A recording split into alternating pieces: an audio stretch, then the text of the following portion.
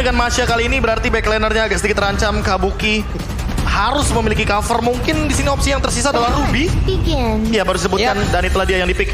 Karena memang cover hero-nya tidak ada lagi untuk teman-teman dari tim Aura Esports. Dan selamat datang di Kalung Emas versi cerah. Enggak, versi abis kena komplain. Oke, kalau gitu buat Sisi MPL terang kita Arena. ya. Ini dia traffic yang sangat-sangat seru dan mungkin akan menggetarkan Land of Dawn. Tapi buat kalian semua yang di rumah, di kolom komentar, jangan toxic, jangan sama sekali kalian menghina satu sama lain, respect, share juga, kasih tahu ke sanak saudara, ini perebutan top klasemen. Yes. Akan ada yang naik atau akan ada yang turun. So, MPL Arena, perebutan top klasemen MPL, minta tepuk tangannya! Let's go, Kalung Emas, go to the Land of Dawn. Oke, ini dia perebutan pucuk akan segera kita lihat di game yang pertama di match kita yang kedua. Untuk hari ini dari masing-masing jungler seperti biasa. Akan langsung memulai pattern farming mereka menuju ke area purple langsung dari dua jungler yang ada. Yes, di kolom komentar terima kasih yang udah mulai kasih hati kuning dan hati merah. Karena kita walaupun berbeda warna tapi hati kita satu MPL Indonesia. Betul sekali. Itu baru tuh komunitas yang luar biasa sekali. Tapi sekarang kalau kita balik lagi ke in-game-nya, Sans bukan satu mid laner yang sangat-sangat menunggu untuk tipe permainannya. Dia adalah salah satu inisiator pula. Tapi Samo HT dipukul mundur oleh Godiva. Ada Facehugger plus High. Di mana mereka 3 lawan 3 guna untuk menemukan satu Little Wonder. Ini masalahnya jangan sampai Godiva terpoking terus. Aduh, Retribution diamankan kiri. Kita tahu nampaknya kali ini diamankan dengan Little Wonder. Tapi jangan sampai Godiva terpoking kayak gini. Kenapa?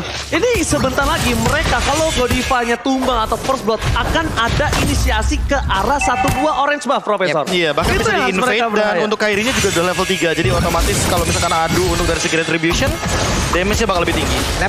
Sans dan juga Samo HT bekerja sama dua magical damage ini. Tapi aura. Onyx. Wey, bro. Perbedaan pendapat itu Perbedaan pendapat is okay. It's okay, England. Oke. Oke, kompak ya. Kompak. Ini pertama kalinya mungkin terjadi bahkan. Alright, tapi kita lihat para pemain dari tim Aura. Mereka coba untuk nge-secure. Kenapa? Karena Little Wonder sudah diamankan. Tapi Kairi level 4. Ini gak baik untuk Aura. Mereka bakal di-take down. Terus didapatkan. Cepatkan. Yang harus ditumbangkan kerugian mahal ketika adanya Sarto bersama dengan Godiva. Tidak ada counter setup. Harusnya kali ini mereka langsung turun ke bawah, Profesor. Ya, power poking damage dari Onyx Esports ini kuat banget dari dua hero, yaitu adalah Matilda dan juga dengan Faramis. Otomatis dengan poke damage yang berkali-kali terjadi, ini akan membuat sosok Godiva yang memang menjadi cover satu-satunya harus benar-benar jaga posisi. Pinter banget, lihat dia bukan reload manipulation, bukan untuk kontes dulu, tapi untuk nge-reset.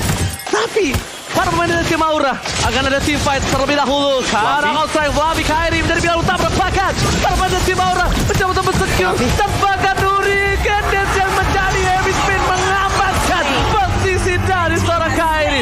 Tercounter setup di luar pemikiran orang awam yang ketika lo ditumbangkan first blood, ketika lo kehilangan roamer lo, harusnya musuhnya dapat turtle, tapi ini reverse psychology. Di reset lewat ada satu reload manipulation, membeli waktu sedikit. Fluffy pun maju untuk bisa membeli waktu tambahan lagi.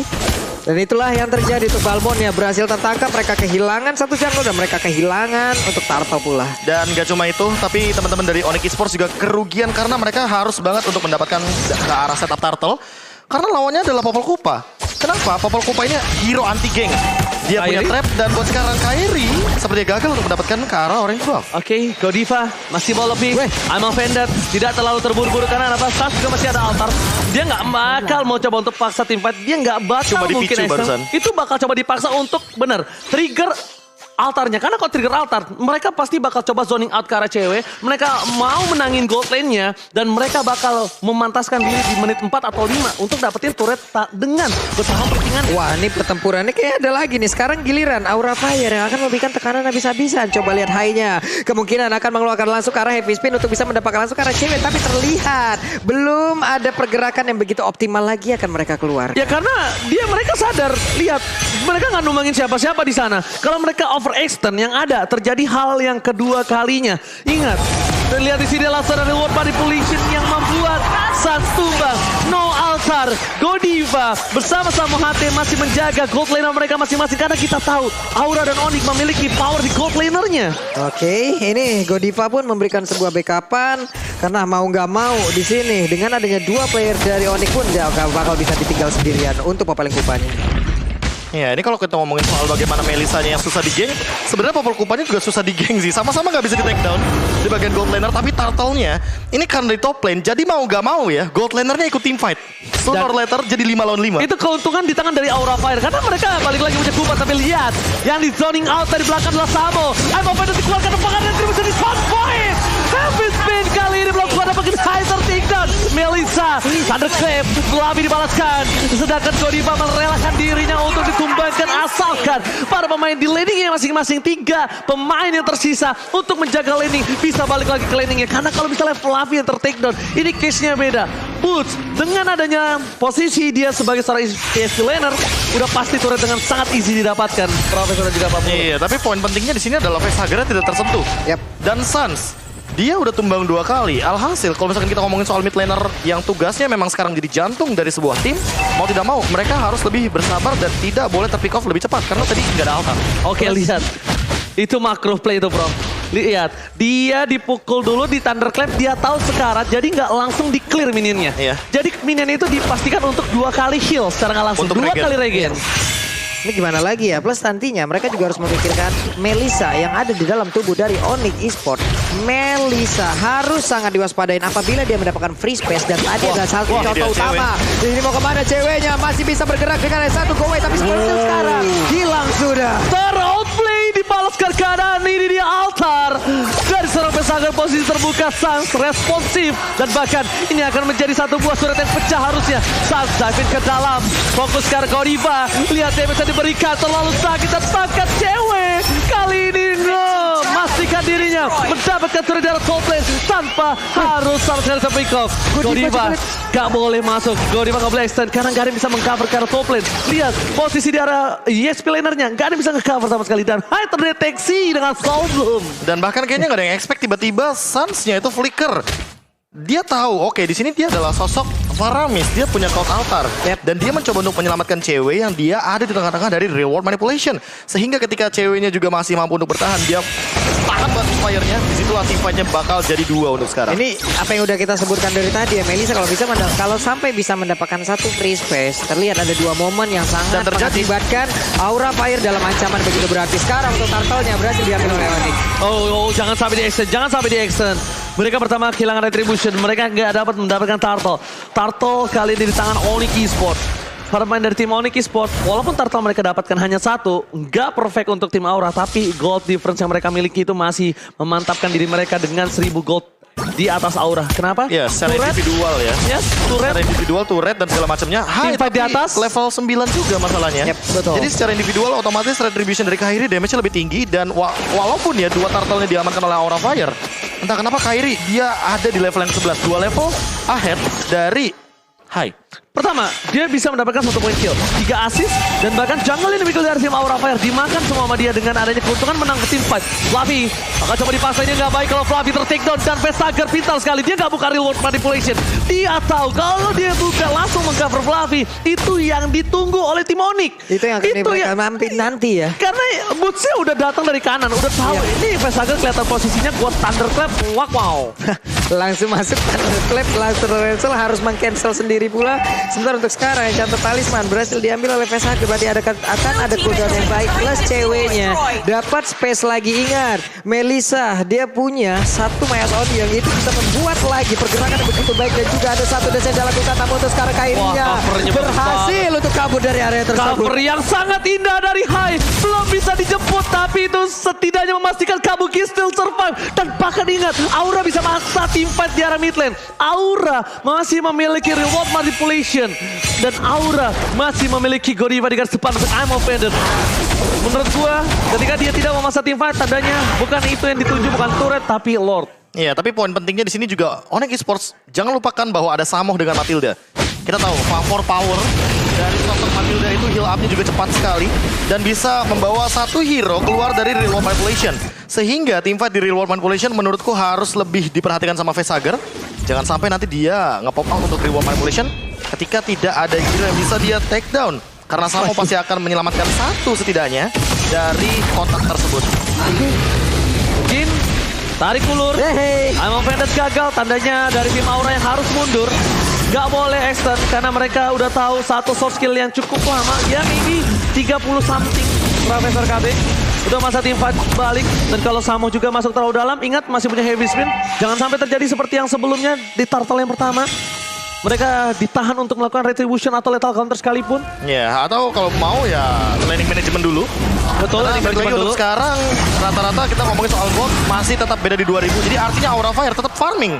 Tetap keep up. Tadi gapnya 2000 goldnya soalnya. Yes. Dan buat sekarang Onyx Esports masih belum mendapatkan objektif bonus karena memang mereka belum mau untuk melakukan fight. Ketika melakukan fight mereka butuh Suns, mereka butuh cewek.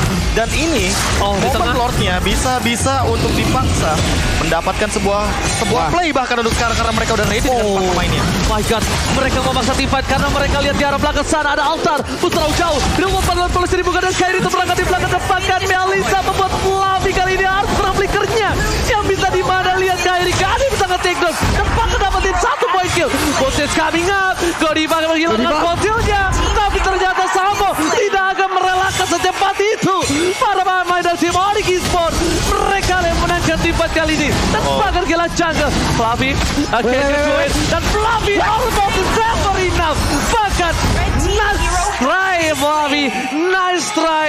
Tapi yang disayangkan di sini adalah Fluffy nggak dapetin dan dia harus tumbang. Aku malah mempertanyakan. Gue pikir Melissa yang akan dihajar. Itu dia karena udah nggak ada yang namanya go away. Tidak ada ultimate lagi dari cewek dan dia bisa untuk merah loh, mengincar kepada sosok Melissa tapi dia memilih untuk Lord. Decision yang dibuat dari Fluffy adalah decision untuk timnya.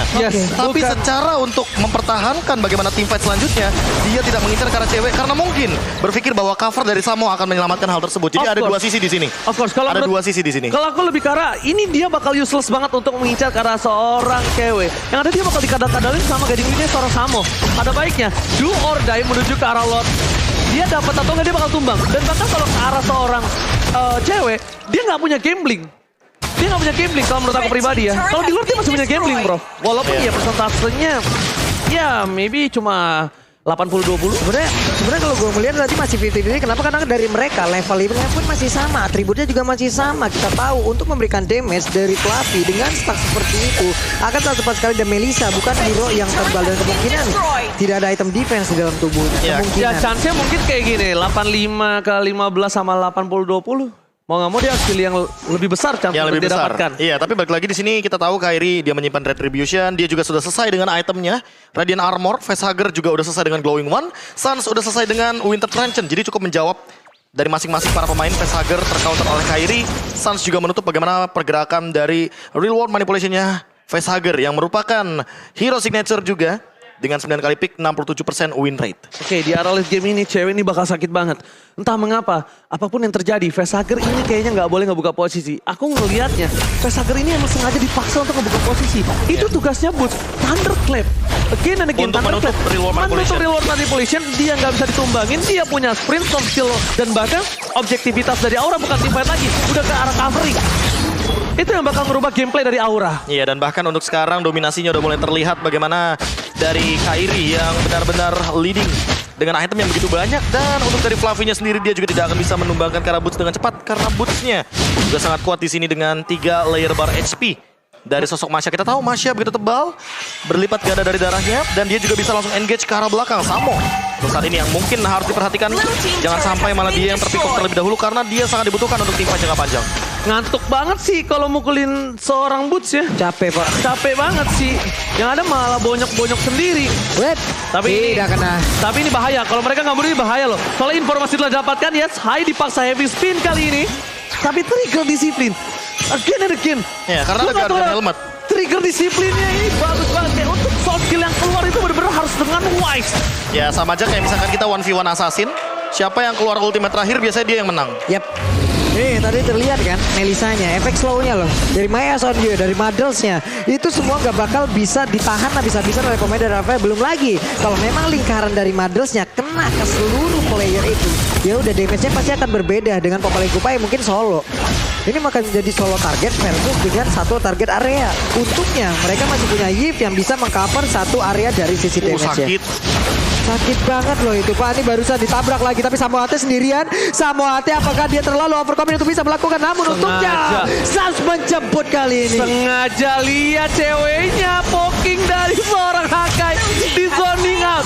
Dipecah dua teamfight-nya. Akai mau masuk di poking cewek. Dan Samo nge-distraction semua yang punya area of effect dari seorang Aura Fire. Iya, Jadi lihat ditambah dengan fokus lordnya. Iya fokus Lordnya Kairi. Fokus aja tungguin dari seorang Kainya mundur bro. Iya, Wow. apalagi ini benar-benar mempermainkan bagaimana Aura Fire yang punya posisi solid banget di arah belakang.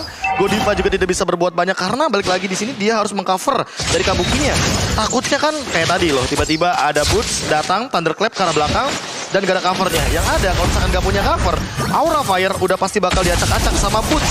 Dengan kita tahu dia menggunakan Masha, sprint ready, semua source atau sumber daya skill yang dimiliki sama Onyx Sports juga ready rata-rata. Ini real time win probability present by Samsung Galaxy A33 yang dimana ini real time di dalam in-game dimiliki 67% atas tim Onyx Esports. Apakah mereka akan coba untuk memantapkan dan menambahkan real time win probability ini dengan adanya base turret yang mereka miliki Pak Bulu? Yep. Ini dari Lord sendiri saat lagi juga langsung menabrak masuk, di mana ini adalah satu area defensif utama yang dimiliki oleh pemain dari Fire. Namun Hai dan juga beberapa rekannya masih berhasil untuk bisa menahan. Belum ada gempuran, namun Cyclone Shift dan juga Sans bekerja sama dengan Falmon. Oke, tandanya mereka mencoba untuk mendorong menuju ke arah tiga yang berbeda. Fluffy Thunderclap dapatkan lihat heavy left jab yang sangat baik. Absorb damage yang didapatkan